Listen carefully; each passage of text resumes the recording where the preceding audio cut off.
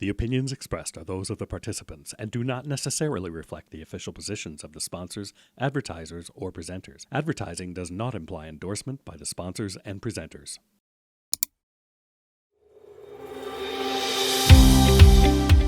Hey guys, and welcome back to this week's episode of the Lighting Controls Podcast. And for those of you paying attention, we are quickly creeping up to episode 50, which is pretty amazing. I know I feel pretty great about it, and I know Webster does too. It's just so amazing to be able to do this with you guys every week. So thank you all for watching and listening. We truly, truly appreciate everything. Before we jump into this week's conversation, let me just remind everyone that today's episode is presented by the LCA, the Lighting Controls Association. And it's financially supported by the National Association of Innovative Lighting Distributors, or NAILD. Check out our website, lightingcontrolspodcast.com. We've got all of our episodes, a news feed, and even a merch store if you want to support the podcast. For those of you who missed NYC Controlled, we will have some debriefs coming up on that show in the future, but sorry we missed you. Definitely we're going to see that in the future, hopefully, so hopefully we'll see you next time that it happens. But until then, so today we've got Casey Diers. Casey, do you mind just giving us a quick breakdown on who you are and what you do? Yeah, absolutely. So I am an architectural lighting consultant based in Chicago. I work for a company called Morlights. As with many people in the lighting industry, I come from a theatrical background. I have a degree in lighting design from DePaul University here in Chicago. Got out and working in the real world, did some freelancing. Ended up working for a theatrical dealer integrator, ended up working on the integration side of that, and got hired by a consultant from a project that I was working on, and here I am.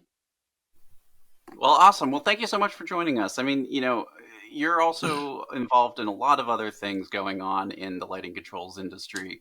So, it's great to have you here to chat with us.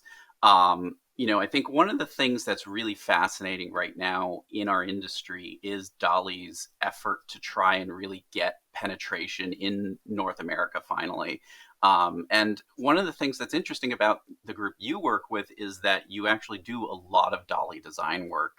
And so just wanted to get your perspective on what it's like to have a routine DALI specification and what kinds of recommendations you have for other groups that are trying to kind of follow that model.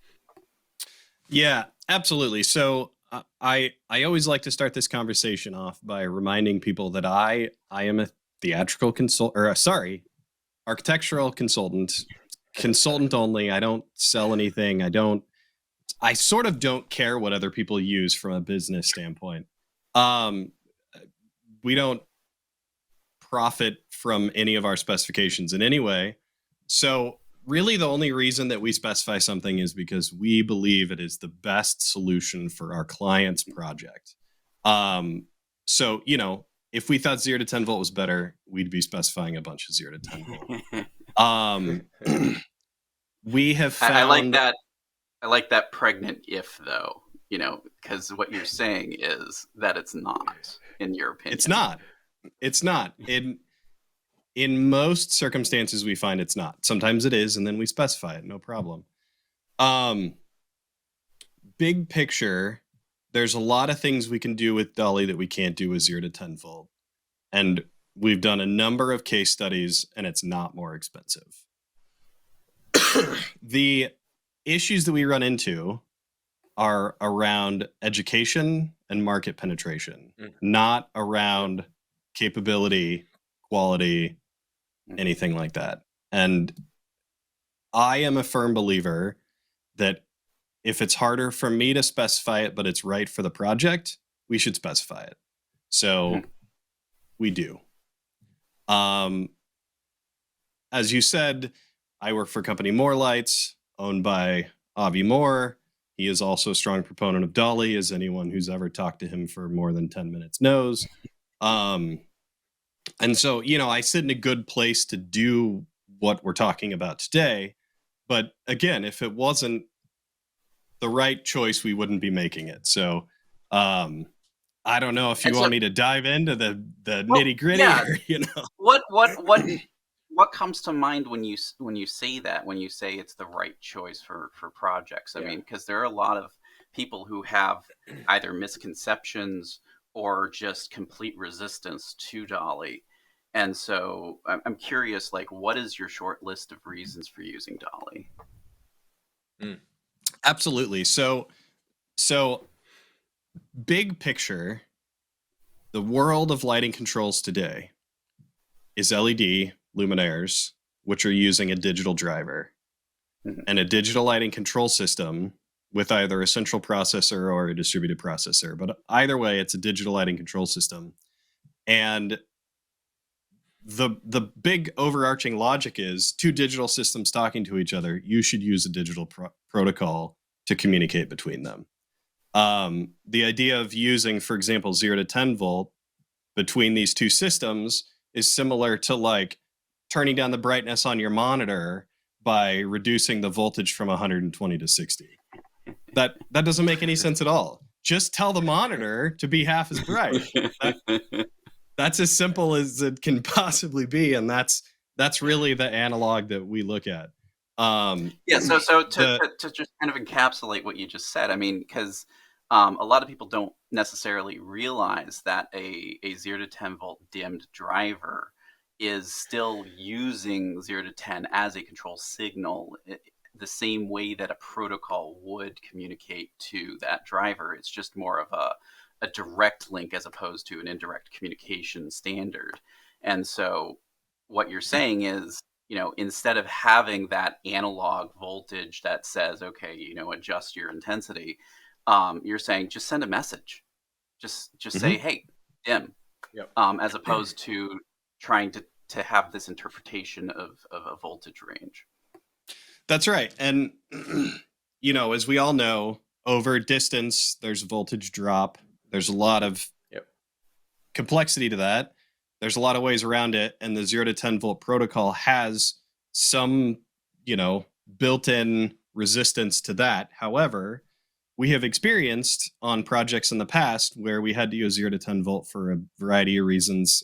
The example that I'm going to talk about is a manufacturer that didn't offer the ability to do white tuning with anything other than 0 to 10 volts. So we had a DALI intensity and a 0 to 10 volt white tuning and long conference room where it runs down the conference room on one side and back on the other.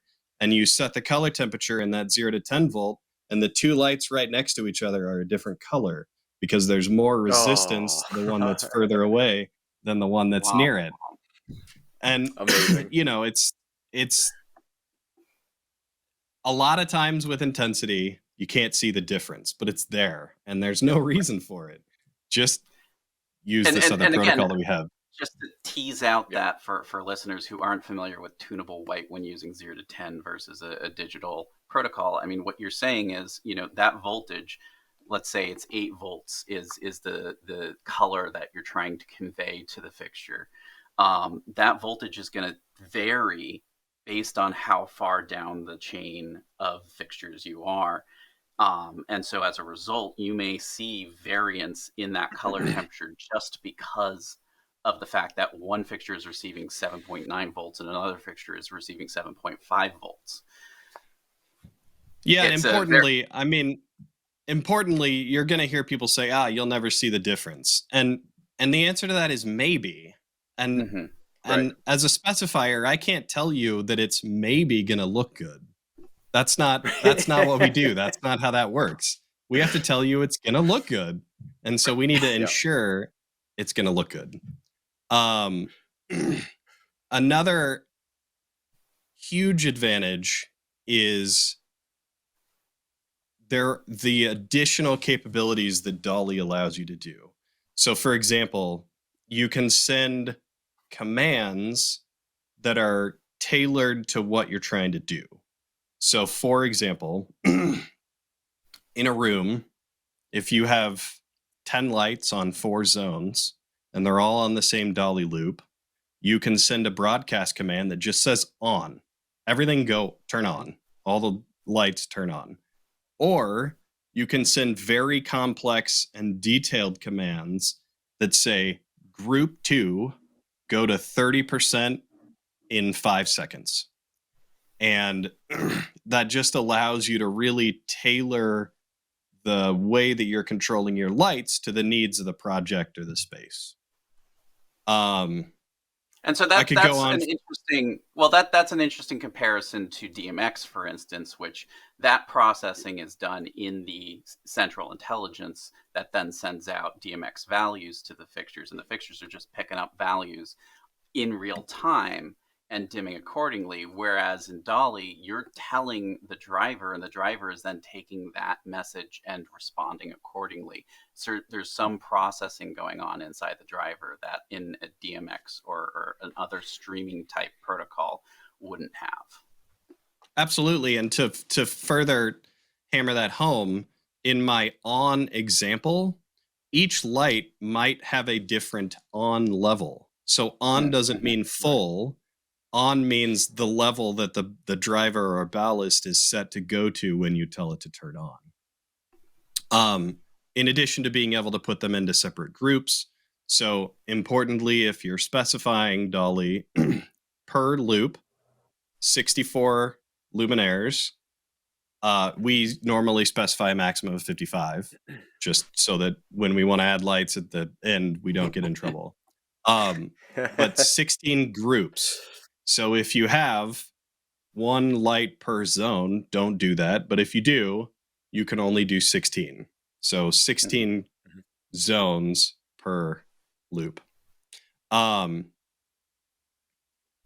comparison to DMX is great because it is similar in some ways and very different in another. The most major one, in my opinion, is both a pro and a con for DALI, in that it is very, very slow. It's very slow compared to anything, especially DMX. And that is a huge advantage for infrastructure. You can go farther. You don't have to worry about interference. You could run it near whatever wires you want to. You won't get any reflections, so you don't have to do termination. Your fog machine won't mess up your lights. And so what you're referring to here with the pronoun is DALI. DALI has all of those benefits. Correct. Whereas DMX does have limitations, like you were saying. And a terminator, for those who are unfamiliar with DMX, is essentially a resistor at the end of a daisy chain just to prevent data reflection, which can cause unwanted effects. Unwanted effects. Thank you, Ron. It can undesirable results is better. Things to go to commanded levels that you didn't mean to command them to go to. Exactly. So from that position of DALI, you don't need that terminator. But there are limitations, as you said. For instance, if you want each luminaire to be grouped individually, then you do have a limit of 16 per DALI loop. Correct. But slow, just to sort of put some real world experience to it, slow means it is possible. If you send one command to one light, you're going to have it in a fraction of a second. If you send 16 commands to 16 groups of lights, that will happen in some number of seconds, and it could be 4 or 5 or more. Right. That also comes into play when you are in the process of turning on a system and programming it for the first time, because just refreshing all the devices on a DALI loop can take minutes, not seconds. So it is very slow. However, it really has some advantages in doing that because it is a very sturdy protocol.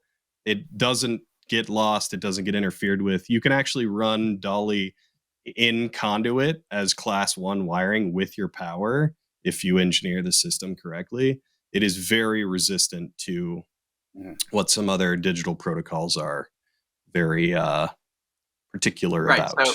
So if assured communication is more important than speed, DALI is a great option. But if you don't want to have what people refer to as the DALI fade, where if you have a really long corridor and you hit the fade button and you start seeing this kind of wave of fading fixtures happen, then another protocol might be a better choice. But in architectural lighting, that's less likely an issue than in theatrical lighting. So I'm glad that you brought up that corridor example, because that is a thing that people talk about, and let's unpack that a little bit. Because please.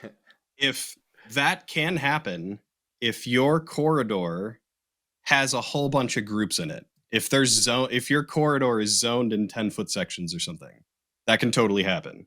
But if your corridor is all in the same loop and they are all on the same group or the same zone, then sending them to a level is one command.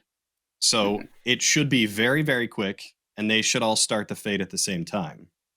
Another thing that's very important to mention about DALI, especially when comparing it to DMX, is that it's a stateful protocol, not a streaming protocol, which means it doesn't rely on each percentage point to be heard to do its thing.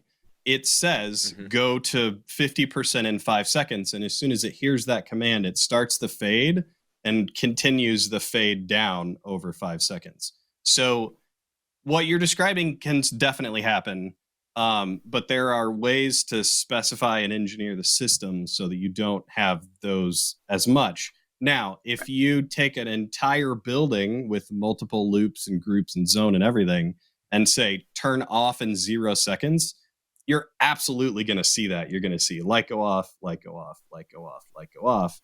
If you need a 0 second fade, DALI is not for you. But if you do the typical 3 to 5 second fade and you have relatively large zones, when you send a command, typically you won't see the popcorning issue. Right. And anybody who's asking why would you have a 0 second fade, architecture, I really hope people aren't programming 0 second fades. I mean, we in theater do that all the time. We call it a bubble to black in a lot of cases when we're trying to do that smash cut where it goes into a blackout. But architectural, you oftentimes want that nice smooth transition. Yeah, and we did a restaurant some number of years ago where they would do a DJ on the weekends. And it was this themed ping pong bar, and they had UV all over the place. And they wanted to be able to do a bump on a drop in the beat. And we had to change our entire lighting control system, go to DMX, just to do that one thing that maybe once a month they would do. But all of a sudden, your whole restaurant's DMX now. Well, and going back to it's your a great point, example. I mean, yeah, going back to your point, it's not that the specification is difficult, it's whether the specification is apt for the application. And so that's where you're coming from what I'm hearing is with DALI, it's not so much that it's incorrect for a lot of cases. In fact, it's a really good solution for a lot of architectural cases. Yeah, and if you're going to do, for example, 100 lights on one zone, and that's the entire project, DALI's not right for that. There's a lot simpler ways to do that. That's not the use case where it makes sense. And so let's go into that. Let's go into the other side of the coin. And we've heard, why use DALI? So why wouldn't you use DALI? And I think, we've touched on a couple of them already, but what else out there is sort of a preventative concept to DALI? Yeah, there's one other major downside that we haven't touched on, and it is that, as with all digital protocols, when you have a lamp failure, a driver failure, and a driver or an entire luminaire must be replaced, when the new luminaire is installed, you have to program it. Typically, that means in your lighting control system, finding the one that was gone, replacing it with a new one. Now, there are all of the systems that we've worked with have some sort of relatively simple way of saying, I used to have 20 lights, now I have 19. This address is missing. I see a new one. Would you like me to sort of jump that gap on my own and take the settings from the other one and squirt them into the new one. But that is not something that is going to be done by someone that has not been trained to do it.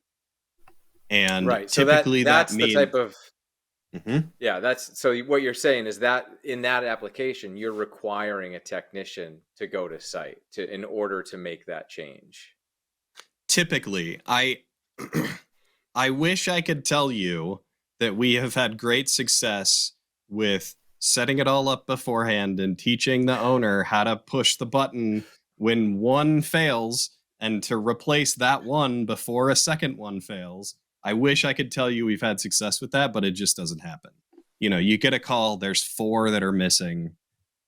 You're going to have a programmer coming to help you with that. Now, it is not that complicated to do. It is something that we Morlights have done for some of our clients in a pinch. It is not something that you need 2 weeks of training to do, but it is something that someone that's done it before is going to have to do. Yeah, but that also that's one downside, unfortunately, right? That is one of the downsides of DALI versus, like, not to go back to analog and go to 0 to 10, but to 0 to 10 or even to DMX, right? Because you could pre-address a fixture and send it to the client, or a 0 to 10 driver, you can just drop it in line. So that is sort of one disadvantage there. In my opinion, that is the biggest downside to DALI. Is there is this larger responsibility of whoever's maintaining the system to either get in the weeds and learn for themselves, and we've had clients that do that. But if there isn't a facility engineer that's willing to take that on in a real way, it doesn't even make sense to push a button on a touchscreen to do the ballast replacement, because they're gonna bring in a programmer anyway. So it's something you just have to agree to.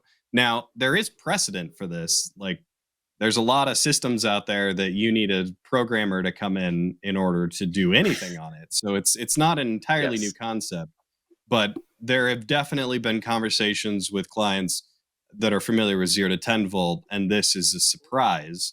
And this is the one that's like, yeah, that is a concession that you're making by going to DALI.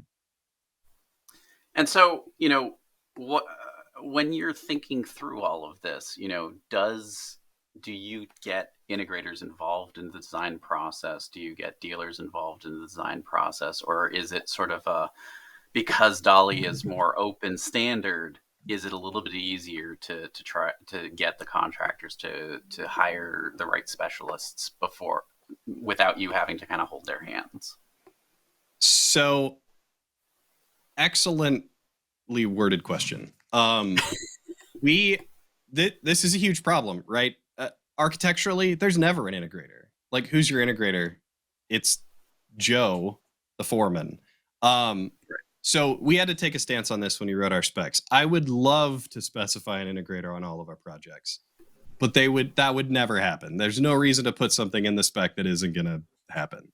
So we Morlights take a stance that there's an integrator on every project. Someone is responsible for the role of integration. So our spec says exactly that. There is an integrator on the project. If the electrical contractor would like to hire a specialty integrator, all the power to them, will help you. If you don't do that, it's you. You're the integrator. And it defines what that means. You're responsible for making sure that there's no gaps between the luminaires and the controls, that everything functions, everything gets programmed the way that it needs to, like all that. It's not a full integrator spec, because we do have that for some of our, themed entertainment or more complex projects, but there is an integrator on every project. Unfortunately, on our projects, the integrator doesn't know that they're an integrator, and they've probably never done it before. But I firmly believe, like, somebody's doing that work, even if they're learning how to do it while they're on the fly.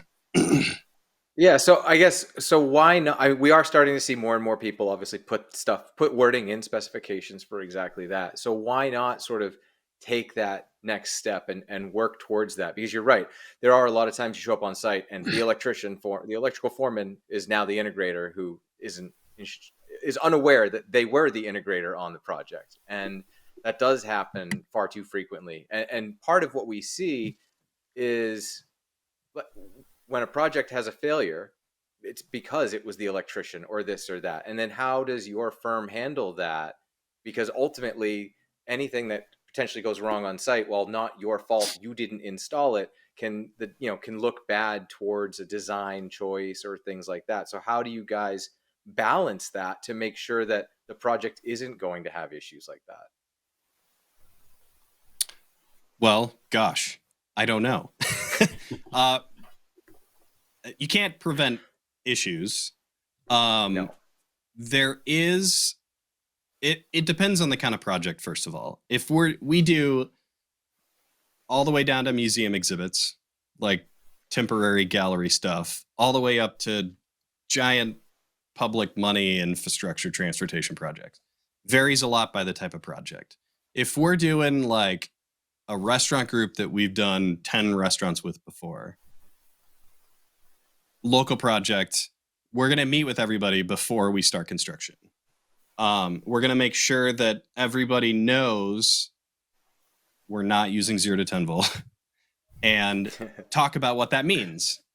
Our specification requires a pre-wire visit with ideally the programmer, but typically it is, say, a rep or whatever else, depending on the manufacturer, before they start installing control components. And that's critical for a number of reasons. One of the big ones is you test DALI lights as you install them differently than you test lights from a different protocol. And if you don't know how to test the lights, you plug it in, the light turns on, everybody assumes everything's good.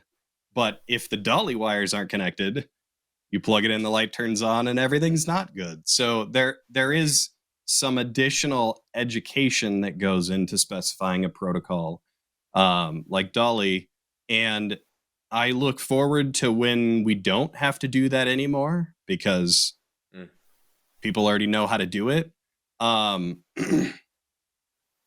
So a couple of different things that I want to say here. First of all, Lutron ecosystem is essentially DALI.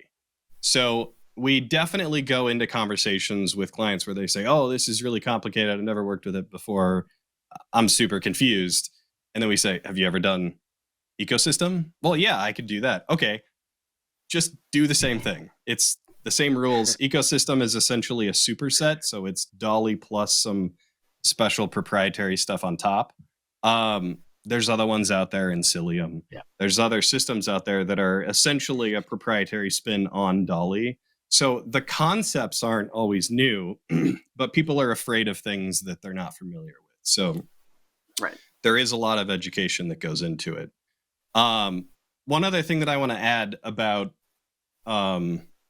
just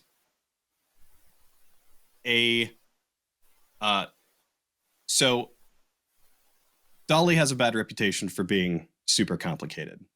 That is in large part due to just people not being familiar with it, but the additional capabilities do enable things that you can't get with another system.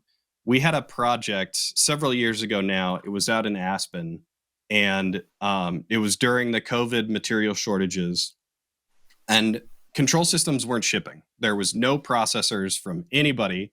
We checked with all the major manufacturers, tight timeline as they all are. And the lights were on site. Restaurant was ready to open. Didn't have a control system. With DALI, we were able to fly out there, and with a test tool, we could set levels in all the lights, set its power on an emergency level to the level that we wanted to do. No control system whatsoever, and the restaurant could open. And like that flexibility is so incredibly helpful for a specifier, because the question from a minute ago is, how do you end up without egg on your face as a specifier? And I think that's a totally fair question. But like the ability to come in a situation like that and say, yeah, no problem, bring me out. give me a couple days and I can set levels so your restaurant can open. And that's a capability that, like, how do you, with any other protocol that we use normally, they would have been totally hosed. Well, I definitely feel some of the theatrical people pushing back on that, because DMX has a similar sort of format. Yeah. I would say that to a degree, though, you do need a processor, some kind of DMX controller, as opposed to with DALI. DALI can operate to a degree without that processor. Okay. Let's talk DMX versus DALI. Yeah, do it. How many devices on a DMX line? A daisy chain? Yeah, one 31. line. 31. What's the cost per linear foot of DMX? For the cable itself? Well, yeah, it's if you're more using expensive. Cat5. Sure. Not if You're using Cat5. Cat5. If you're using Cat5, it's in conduit per the specification. In conduit. It does. Otherwise, it's not per the spec. DMX spec requires it in conduit if you're using an unshielded cable. ANSI standard. Oh, okay. Sure. That's the specification. Got it. Yeah. So the cost to use it architecturally, you have an origination device for every 32 devices. Plus, you have a 10x cost cable, or you're running it all in conduit. So using DMX architecturally for like an office building is just wildly cost prohibitive. Now, if you're doing something where you need DMX, totally different story, right? Different requirements, you need it. But when you compare installation cost of DALI versus DMX, DALI is way, way cheaper. You can use 2 wires. It's 16 to 22 volts, I think. It can be open air. It can be in a conduit. It can be in a conduit with the power device. So in Chicago, low voltage is in conduit. So you can run it right with your power, daisy chain at each fixture. And while we're talking about cost, for 0 to 10 volt, you're running for each of your zones, you're running a pair of wires. Yep. Whereas for DALI, you're running a pair of wires for, in our case, 55 devices. So you will find that your luminaires, the driver in your luminaire, may be slightly more expensive. It might not be. It depends on the manufacturer of the driver. May be more expensive. Your install cost will almost certainly be lower because you're running fewer wires. And oftentimes, your origination device, your thing that's sending out 0 to 10 volt or DALI, is less expensive because there's less terminations at that end. Now, typically installation cost is the most expensive part. So that's a huge cost savings. But in the kinds of projects that we find, DALI's less expensive than 0 to 10 volt even.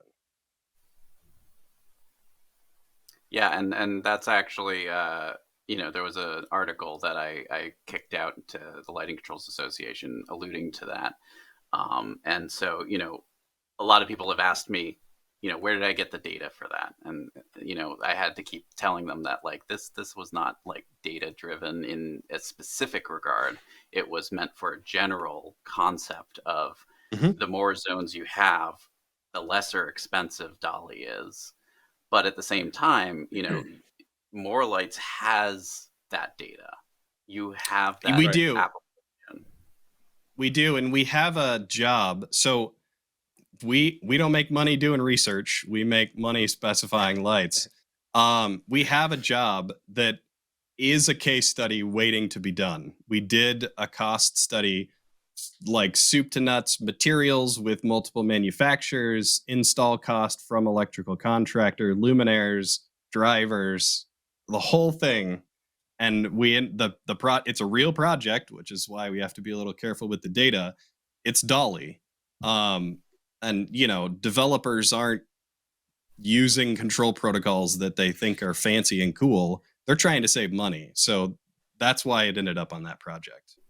So we've spent a huge amount of time talking about DALI, but now I'm curious what your perspective is on D4i and the next steps that DALI is taking. I don't know. I can only tell you a couple of anecdotal items about it.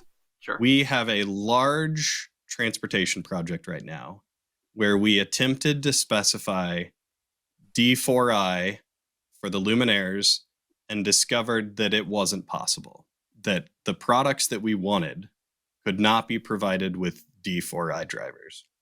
Hmm. There, I am speculating a little. There, as we get further into the more complex variants, there is more responsibility put on the luminaire manufacturers as opposed to the driver manufacturers. And I think there's a major barrier there, because if you're asking a person on the assembly line to now put in not only the kind of light and the wattage that it takes, but also what color temperature it is, and other parameters into the driver, that's a battle. And Right. as I understood it on the specification that we were working on, it was not possible to do so. So I would say, again, I'm a specifier.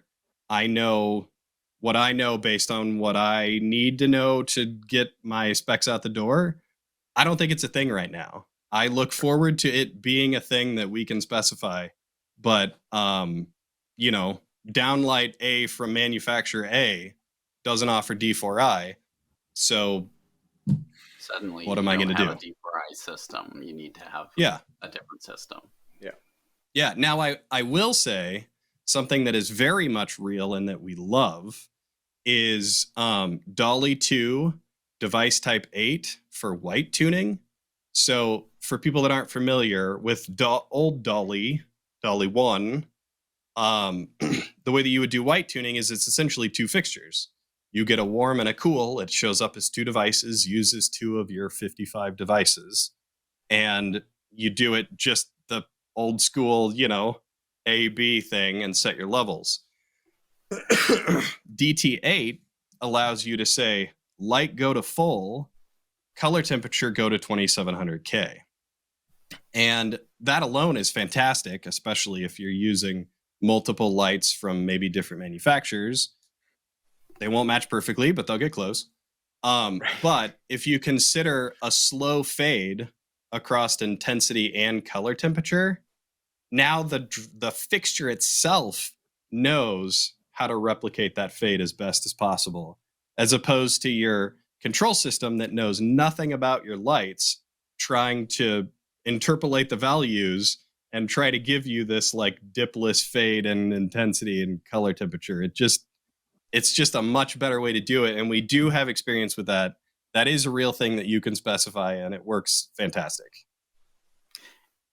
All right, so we're almost out of time here, but there's a lot of really good stuff in this conversation that I kind of want to encapsulate here.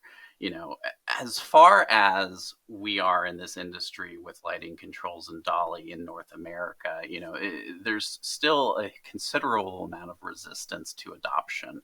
But one of the big things to really remember is that DALI does exist in this country. It just might not be called DALI. It might be called something like Lutron Ecosystem or some other proprietary system. And it isn't true DALI, but it is the same mechanics of it are there. The same installation parameters are there, and similar programming requirements are there. But as far as true native DALI, it is not as consistently there. But the group that you work for, Morlights, really does primarily DALI. And the reason why that is because it is an excellent solution for a majority of architectural projects out there. And the reason why it's an excellent solution is because it is a robust protocol that has individual programmability, minimal installation costs in comparison to other digital protocols out there. And it is an open standard, so it's easily accessible. The challenges with DALI really come down to ad hoc add remove of fixtures that are existent in the system. If something fails, you need to replace it. Or just the programming in general, you need to be familiar with how to program DALI, and you need somebody to take ownership of that programming. You can't just expect that the electrical contractor is going to know how to deal with DALI on their own. They might need to hire a specialist, or they may need to tap the specifier themselves and say, hey, I need additional resources on this to be able to achieve it.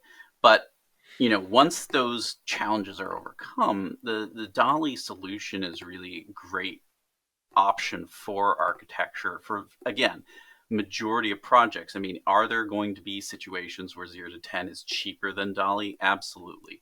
But there are also situations where DALI is going to be cheaper than 0 to 10. And Morlights has the data to back that statement up. It is actually probably in the majority of building-wide applications a cheaper alternative to 0 to 10 to go with DALI.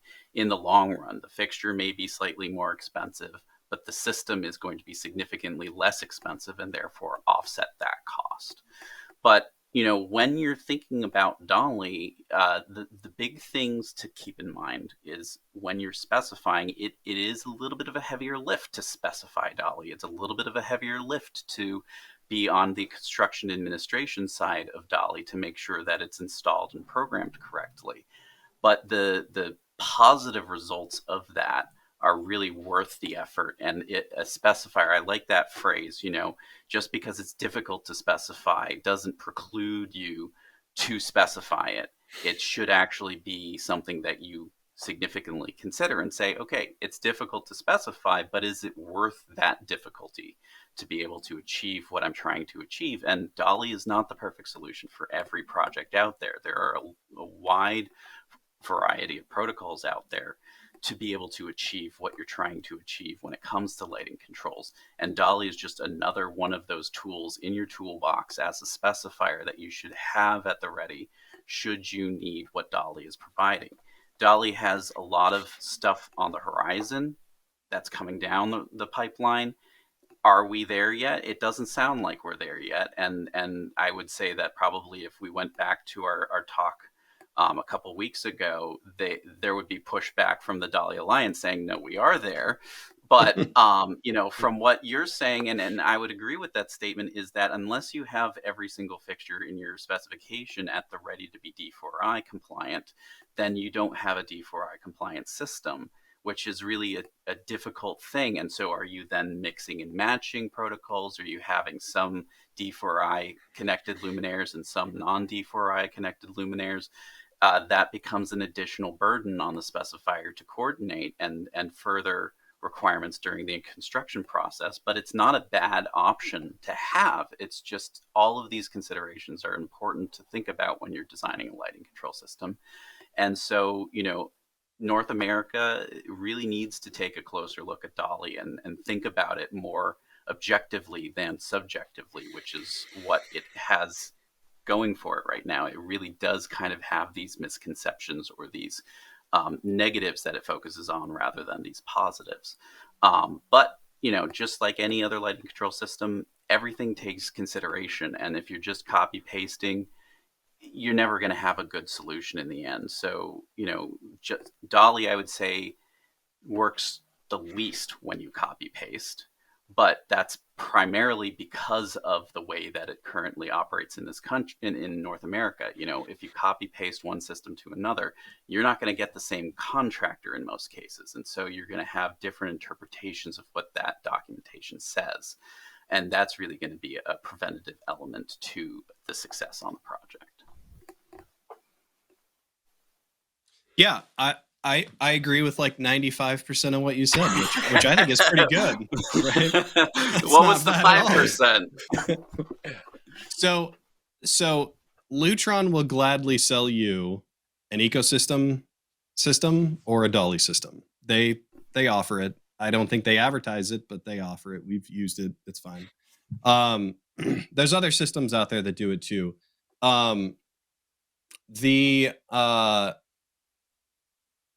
The D4I and the other things that are coming. The reality for myself personally and the firm that I work for is that we don't need it. DALI is giving us what we need right now. So I understand that there's some problems that it's solving. They're not ones that we've come up against yet. I know that they're especially like national accounts that have very specific needs and they want it to be the same all over. They might have some requirements that my clients don't have. There may be some use cases out there that I'm not familiar with. But we just, I personally, we're not investing time in it because we don't need the functionality right now. Sure. Yeah, and I'll say,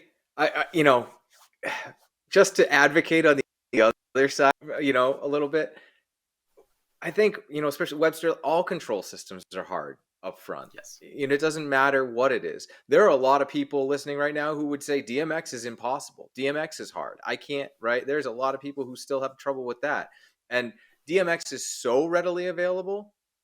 It's also too readily available in some, right? Not all DMX drivers are created equal. There are a lot of really bad products out there, right? So, and you don't necessarily know that until sometimes it gets in the field. So everything is kind of hard until you've done it once or twice. So I wouldn't say that all of that is just anti-DALI, right? Everything is difficult until you put the time into it. Yes. 100%. Yeah, absolutely. And if you're a big fan of copy and pasting your specs, like I don't advocate for that, but if you are, once you start specifying DALI, I guarantee you're going to be doing the same copy and pasting you're doing with 0 to 10 volt. It's just something new to learn. It's specifying lighting control systems is not easy. First you have to figure out what the client wants, which is almost impossible. Yep. Then you have to specify it in a way that functions with the lights, which is difficult. And then you have to get the contractor to buy it and install it correctly. And then you have to program it. And then at the end, you find out what the client actually wanted. Those are the hard things in lighting controls, right? The protocol is not any of those things. So it is a new thing to learn, but just like anything else, once you're used to using it and the people that you're working with have seen it before, it's really no more of a burden than anything else. Yeah. Casey, thank you so much for coming on today. That was a great conversation. And I think, like we've said this 1,000 times, I feel like, but at the end of the day, it comes down to education, right? That is ultimately where the buck stops.